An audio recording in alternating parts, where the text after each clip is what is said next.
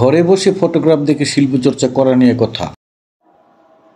আসসালামু আলাইকুম, আশা করি সকলে ভালো আছেন। আমি শিল্পী মোহাম্মদ শাহাবুদ্দিন, আপনাদের সকলের জন্য শুভকামনা। আজকে আবার লাইভে আসলাম আপনাদের সাথে কিছু শৈল্পিক কথা বলার জন্য। তো আজকে যে বিষয়টা নিয়ে আমি কথা বলবো, এই বিষয়টা হলো ফটোগ্রাফি দেখে ছবি আঁকা। এ বিষয়ে আমি যতটুকু সম্ভব মাথায় রেখেছি বা বলতে পারবো, এখন সেইটুকুই বলবো। তো এটা আসলে ছবি আঁকার খুব একটা ইম্পর্টেন্ট একটা ব্যাপার, খুবই অতি জরুরি বিষয় হয়ে দাঁড়াইছে এই সমসাময়িক সময়ে। তো আমি তো ছবি আঁকি, শিল্পী। এখন এই যেই বিষয়গুলো মাথায় ধারণ করেছি, এগুলো তো কিছু আপনাদেরকে সাথে শেয়ার করা দরকার। অনেকে হয়তো জানেন, তারপরেও আমি আবার একটু বলার চেষ্টা করতেছি আপনাদের।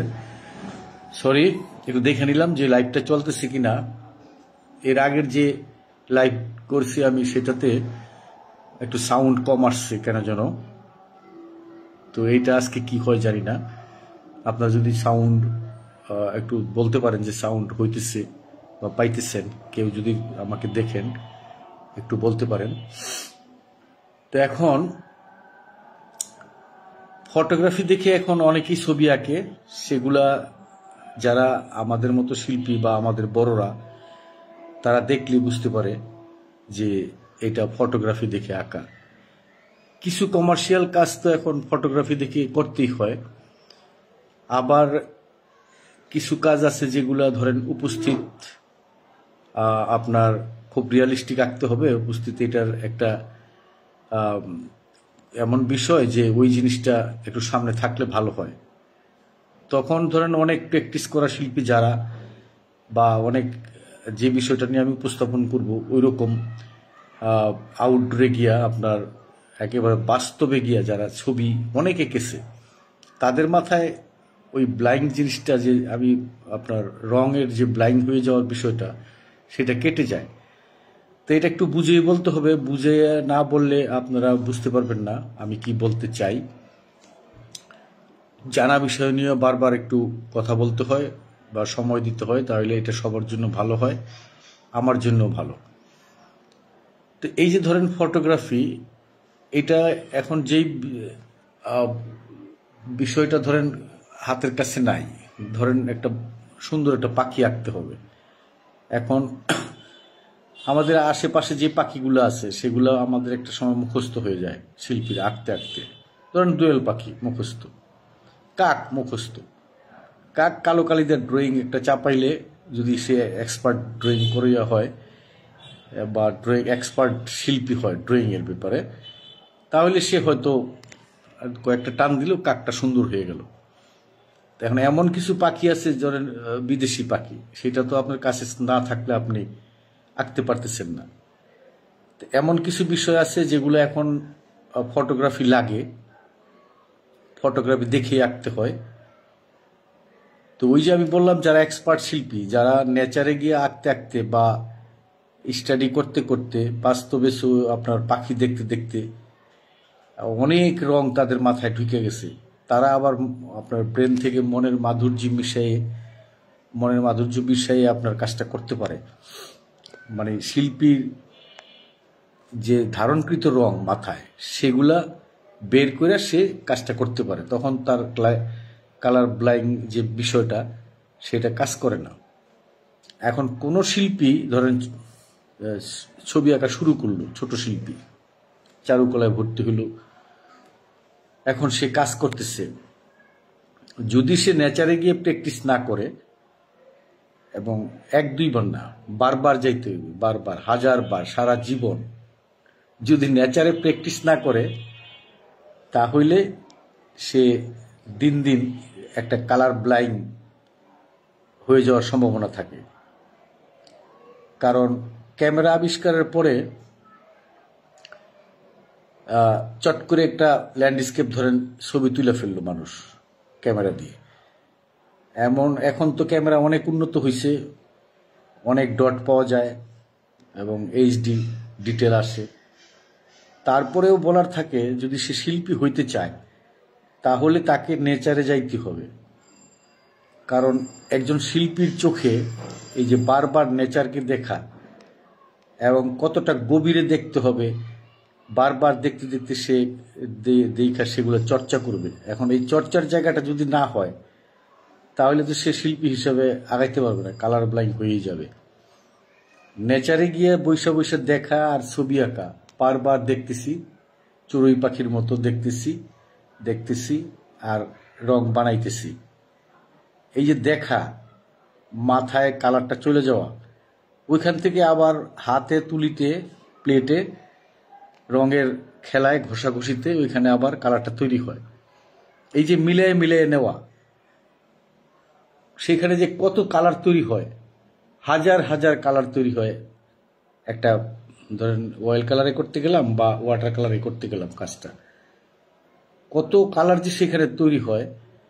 তো এই যে এত শত শত কালার তৈরি হইয়া মিক্স হইয়া একটা কাজ হচ্ছে, এখন যদি হাতে একটা ফটোগ্রাফ নিয়ে ঘরে বসে কাজটা করে তাহলে সেখানে কালার কইমা যাবেই। মানে ক্যামেরার এত ক্ষমতা নাই। ক্যামেরা তো ধরেন এটা 1 সেকেন্ডের কত ভাগ করলে চট করে একটু নিয়ে নেয়। এই এত ধরেন সেকেন্ডের 60 ভাগের 62 ভাগের 1 ভাগ সময় যে নেয় ক্যামেরা, যতই পাওয়ারফুল হোক এখন সময়টা, যতই ডট বেশি হোক, কিন্তু সমস্ত কালার ক্যামেরার পক্ষে সম্ভব না ধরে নেওয়া। তো আমরা এটাই মানি বেসিক হিসাবে, এখনো যুক্তি দিতে পারেন নানান রকম যে এত ডটের হয়েছে, এত পিক্সেলের হয়েছে, 200 পিক্সেলের হয়ে গেছে, ওরা অনেক ডিটেল নিয়ে নেয়। কিন্তু যুক্তিতে এই যে আমি যেটা বললাম এটাই ঠিক। আপনার দেখতে হবে নেচারে গিয়ে, দেখে হাজার হাজার কালার তৈরি হবে একটা ল্যান্ডস্কেপের মধ্যে, ওয়াটার কালারে হবেই প্র্যাকটিস করার সময়। এবং ওই প্র্যাকটিস করতে করতে মাথায় যদি একবার সবকিছু আইসা পড়ে, আর সব আনা তো সম্ভব না। নেচার এমন একটা জিনিস, এটা সারা জীবন দেখলেও শেষ হয় না, সারা জীবন নেচারে কালার দেখে বানাইলেও শেষ হয় না। তো কথাগুলো একটু ডিটেল বলার কারণ হচ্ছে, আমি একটা ফটোগ্রাফিতে একটু লেখা টিখা একটু সারছি, সেটাও দেখবেন। ওই লেখার পরিপ্রেক্ষিতে কথাগুলো বলতেছি। এখন এখানে ওই যে আপনার যখন ক্যামেরা আবিষ্কার হলো, আবিষ্কার হওয়ার সাথে সাথেই তো আপনার এই একটা রিয়ালিস্টিক আকার একটা পড়লো যে না, এখন তো ক্যামেরাই আমরা তুলে ফেলি ছবি। তখন ক্যামেরা ছিল না, যার জন্য শিল্পীরা এত ডিটেল আঁকতো, মানুষ বসায় রেখা ডিটেল ছবি আঁকতো। তো সেইখানেও কিছু কারিশমা তৈরি হয়েছে, বিভিন্ন শিল্পী বিভিন্ন ধরেন বিভিন্ন টেকনিকে গেছে। এখন কারো ভ্যান গকের যদি বলি, তার এই যে স্টক ডটগুলো আলাদা হয়ে গেছে, ব্রাশিংটা আলাদা হয়ে গেছে। তো চলমান ওই সময় তো এগুলো ধরেন অনেকে মনে করছে যে কি আঁকে, পরবর্তীতে আবার এখন এগুলো আমরা একেবারে ভ্যান গকের একটা আলাদা স্টাইলেই কথা বলি সবাই জানে। তো যারা তারও আগে আঁকছে একেবারে ডিটেল দেখা, তো সেই সময় দেখে আঁকছে এইরকম মডেল ফেইলা, তারপরে চর্চা কইরা ড্রয়িং কইরা নিয়ে দেখে আঁকছে। এখন তখন তো ক্যামেরা ছিল না, তাহলে হাতে ফটোগ্রাফি কিভাবে নিবে?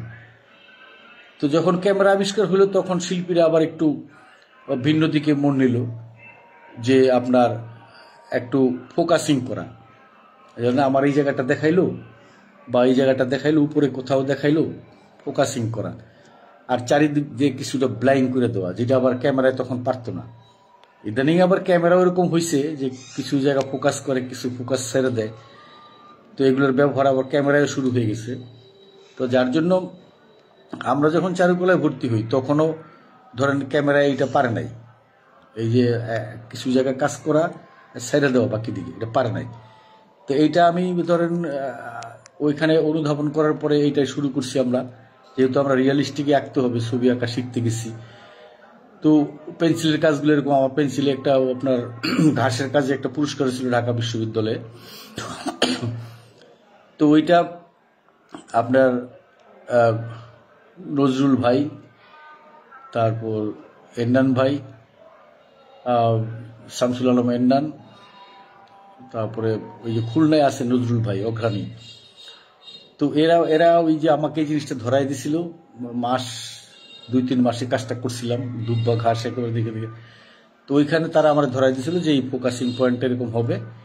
তো এটা এখন ক্যামেরা আবিষ্কারের পরে এখন এইটা করতে হয়, নাহলে তুমি কিন্তু পুরস্কার পাইবে না, যে কষ্ট করতেছ।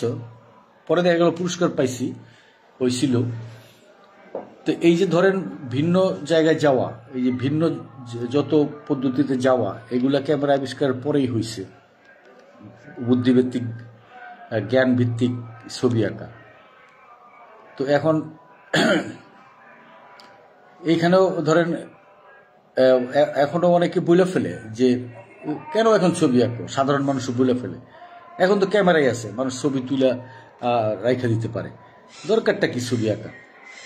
তাহলে ছবি আঁকার দরকার ওই যে ওইখানেই, এই যে ধরেন ভিন্নতা, একজন শিল্পীর স্টক দেওয়া ভিন্নতা, রং ভিন্নতা, ওইখানে হাজার হাজার রং হইতেছে একটা কাজ করতে গেলে, রঙের চর্চা হচ্ছে। তো রঙের চর্চা এখন ফটোগ্রাফি সামনে রেখায় যদি আবার ওইটাই করি, তাহলে যত চেষ্টাই করেন একটা মানুষ একটা মডেল বসায় যে কাজ করা, ওইখান থেকে ধরেন বাস্তবতা থেকে যে কালারগুলো আসা বা শিখা, ওই শিখাটা হবে না। এবং কালার ব্লাইন্ড একেবারে চর্চা করতে করতে করতে করতে ধরেন ফটোগ্রাফি দেখে খালি করতেছেনি একটার পর একটা, আপনি নেচারে গেলেন না, স্টিল লাইফ সাজায় নিয়ে করলেন না, তাহলে ওই যে কালার ব্লাইন্ড একটা রোগী হয়ে যাওয়ার সম্ভাবনা আছে শিল্পীদের। আমি পূর্বের কথাগুলো বুঝে বলতে পারলাম কিনা জানি না। তো এটা সত্য মাইনে রাখতে হবে, এটা আমরাও সত্য মাইনা ছবি আঁকা শিখে আসছি। এখন যারা শিখতেছেন তারাও এইটা ধরেন মনে রাখতে হবে। আঁকেন, ছবি আঁকতে তো হয়ই বিভিন্নভাবে। এখন ধরেন যারা চলে গেছে তাদের ছবি যদি আঁকতে যাই, ধরেন মারা গেছে মানুষটা, তো তাকে আমি দেখি নাই, একজন ছবি আঁকতে দিল, তো তার ছবিটা তো আমার দেখে দেখে আঁকতেই হবে। এখন এইটা হলো ধরেন ঠেকা কাজ আর কি, যে এখন সে নাই, তার ছবিটা আমার এই ছবি দেখেই আঁকতে হবে। তো এখন আমরা তো ধরেন অনেক চর্চা করছি, আমরা নেচারে গিয়া অনেক ল্যান্ডস্কেপ করছি, ওয়াটার কালারে অনেক ল্যান্ডস্কেপ করছি।